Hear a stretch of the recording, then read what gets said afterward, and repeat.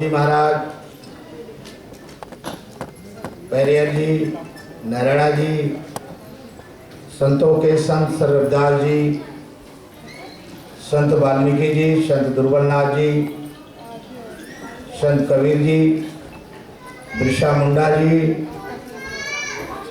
झलकारी बाई, वीर लक्ष्मी बाई, पंडित दीनदयाल उपाध्याय जी, श्यामा प्रसाद मुखर्जी जी, करोड़ों करोड़ों दलित गरीब मजलूमों के रहनुमा, भारत के भाग्य विधाता, नारी के जीवन दाता बोधिसत्व बाबा साहब डॉक्टर बी.आर. अम्बेडकर जी के चरणों में श्रद्धा का सुमन अर्पित करते हुए आज इस कार्यक्रम के मुख्य अतिथि भारत सरकार के मंत्री, करोड़ों करोड़ों दलित की आवाज को संसद में उठाने वाले माननीय अर्जुन राम मेघवाल जी हमारे बीच में, विश्व हिंदू परिषद दिल्ली प्रदेश के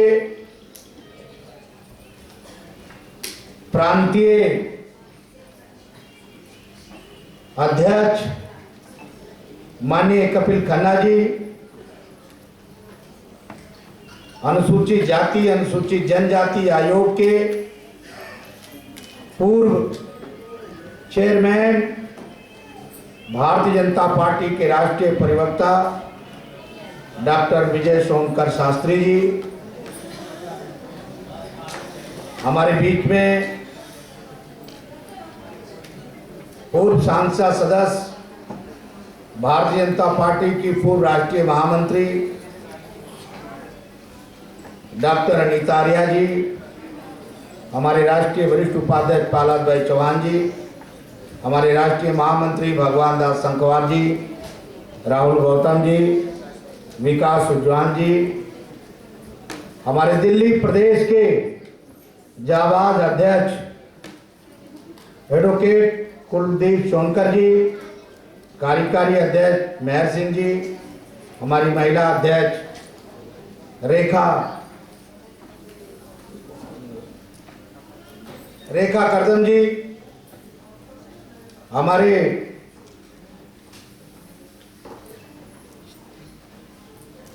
संगठन महामंत्री पूनम प्रधान जी, सभी प्रदेश के उपाध्यक्ष, महामंत्री, जिलाध्यक्ष एवं मेरी महिला शक्ति बहनें,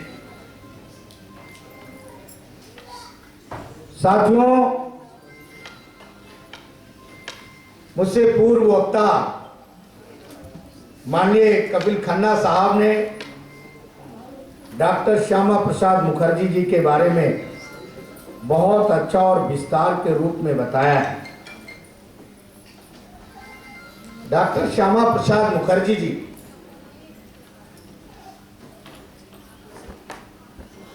जिनका जन्मदिन आज पूरे देश में कोने कोने पर मनाया जा रहा है और भारतीय बौद्ध संघ भी हर साल, चाहे हमारी सरकार रही या हमारी सरकार नहीं रही, उससे पहले से भारतीय बौद्ध संघ डॉक्टर श्यामा प्रसाद मुखर्जी जी का, पंडित दीनदयाल उपाध्याय जी का और डॉक्टर अटल बिहारी वाजपेयी जी का जन्मदिन मनाता है।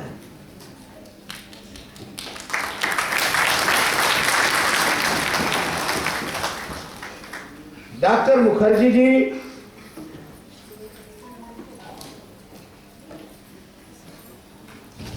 बहुत सारे लोग बताते हैं कि मुखर्जी जी जम्मू कश्मीर में बलिदान हो गए, लेकिन बलिदान नहीं हुए, उनकी हत्या कराई गई। जो आज भी ये नहीं पता लगाया गया कि कौन हत्या कराया, लेकिन स्पष्ट रूप से आपको जानना चाहिए कि कौन से वो ताकतें थी जिन्होंने मुखर्जी जी की आवाज को रोकने की कोशिश किया और उनकी हत्या कराई। आज भी भारत में जिंदा है, ये आपको मालूम है। मुखर्जी जी भारत सरकार में मंत्री रहे और डॉक्टर अंबेडकर भी भारत सरकार में मंत्री थे। डॉक्टर अंबेडकर जी का नारा था कि महिला bill, Hindu code bill Bharat के प्रधानमंत्री नेहरू जी इसको लागू किया जाए, और डॉक्टर श्यामा प्रसाद मुखर्जी जी का था कि भारत में एक संविधान, एक झंडा और एक विधान चलेगा। ये डॉक्टर श्यामा प्रसाद मुखर्जी जी का नारा था।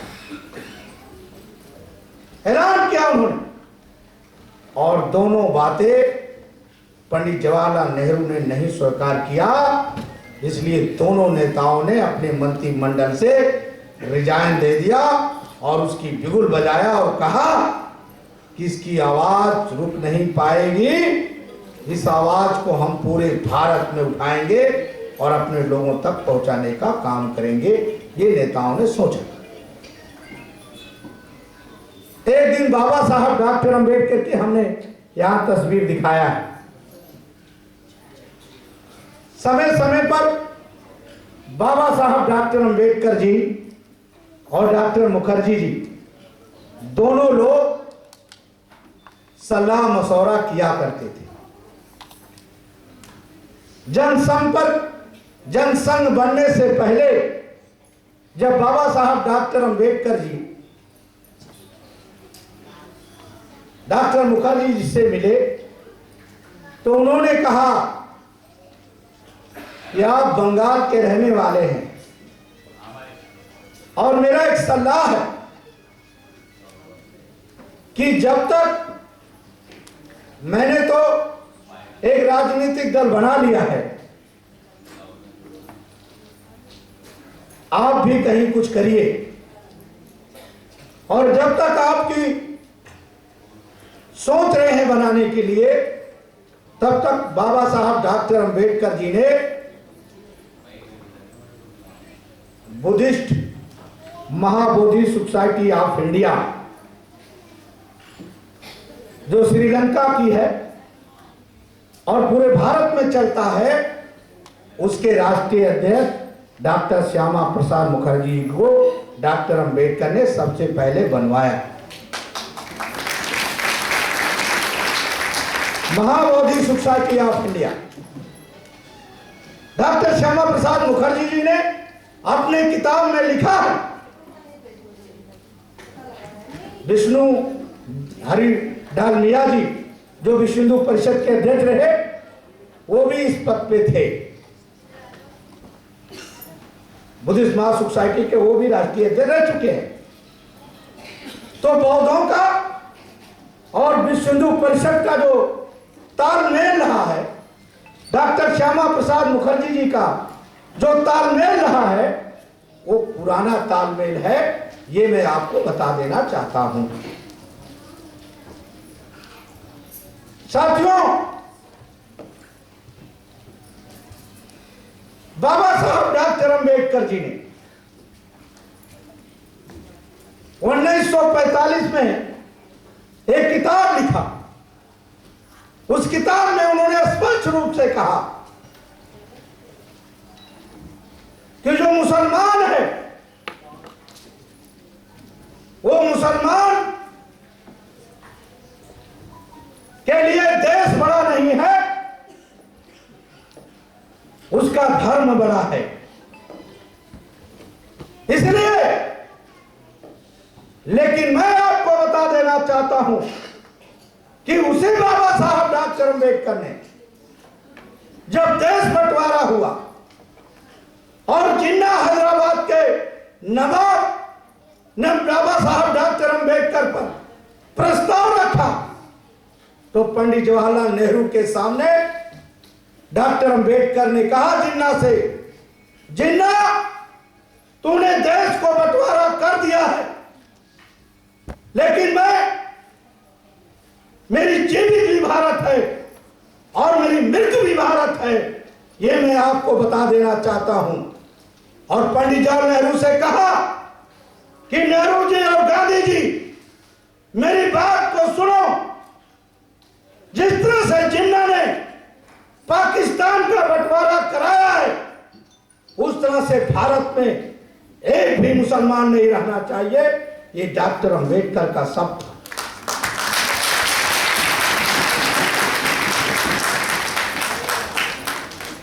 साथियों, अगर डॉक्टर श्यामा प्रसाद मुखर्जी और बाबा साहब डॉक्टर अंबेडकर की बात मानी जाती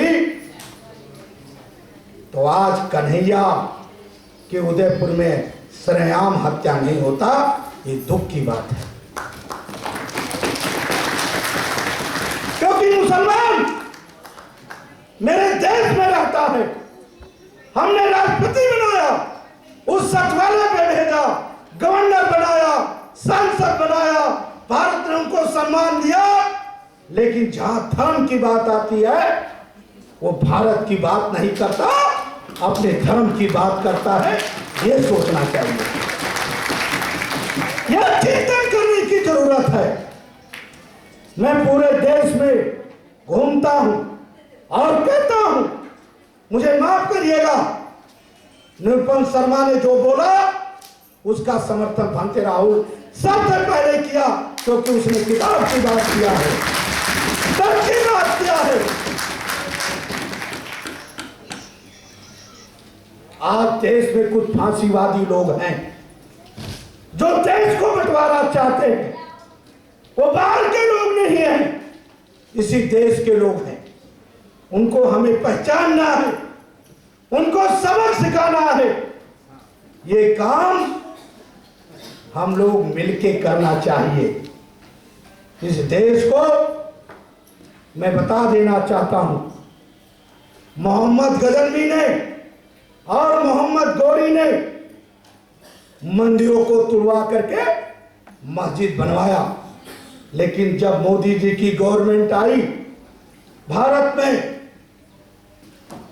2014 में जम्मू कश्मीर में सबसे ज्यादा बाढ़ आया, वहां के लोग डूब रहे थे, खाने की परेशानियां थी, लेकिन देश के प्रधानमंत्री ने ऐलान किया कि जम्मू को मुझे बचाना है और जम्मू के लोगों को बचाना है।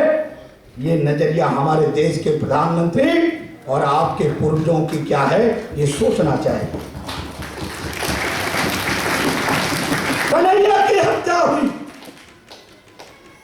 अमरावती में हत्या हुई, कहां गए हो मौलाना, कहां गए हो मुल्ले जो अपने आप को फतवा जारी करते हैं? उनको आना चाहिए और कहना चाहिए कि हम भारत के साथ खड़े हैं और जो भारत में हो रहा है वो गलत है। लेकिन सोच इतनी गलत है इन लोगों की, जिनका हिसाब किताब हम लोगों को देखना चाहिए। हमारा आदमी बुद्ध को पूजता है भारत में, गुरु नानक को पूजता है, लेकिन राम को भी पूजता है। यह ध्यान रखिएगा, अगर आपने ज्यादा हुड़दंग करने की कोशिश किया तो आपका भी वही दशा होगा जो कन्हैया का हुआ है। ये ध्यान रखिएगा।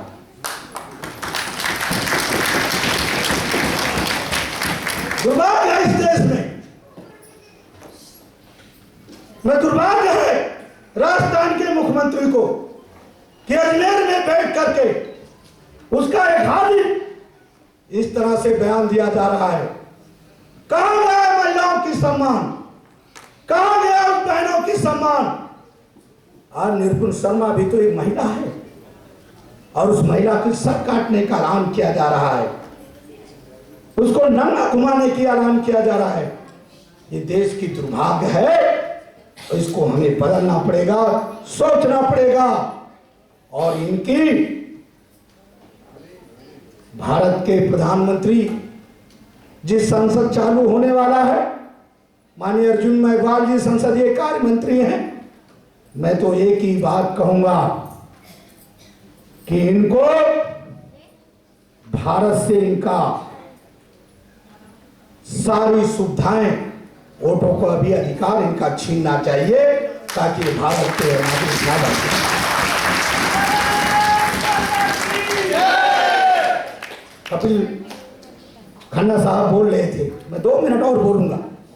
कपिल खन्ना साहब बोल रहे थे कि जब पाकिस्तान बटा, हमारे हिंदुओं की संख्या और हमारे बौद्धों की संख्या बंगाल में 33% था, 33% था। आज बंगाल में बौद्धों की संख्या मात्र 3%। वो लोग भगाए नहीं गए, उनको जबरन मुसलमान बनाया गया। पाकिस्तान में आज भी हिंदू बेटी हो, 10 साल 11 साल बेटियों को, जो हिंदू बेटी हो, बौद्ध बेटी हो, उसको जबरन शादी करा के और मुसलमान बनाया जा रहा है। कहां नारियों का सम्मान, ये हमें देखना है। और मैं आपको बताना चाहता हूं कि अम्बेडकरवादी और आदिवासी जिस दिन भारत के तरफ आंख उठाने वालों की चिंतन करके और चिंतन मनन कर लेंगे, उस दिन एक भी मुल्ला इस भारत में नहीं रहेगा, सीधे पाकिस्तान में चला जाएगा। ये मैं आपको बता देना चाहता हूँ किसी लोगों के साथ, क्योंकि मन में कष्ट है, पीड़ा है, उस पीड़े के लिए आप लोगों के लिए कहा हूँ। मैं भारत का एक सच्चा सिपाही हूँ।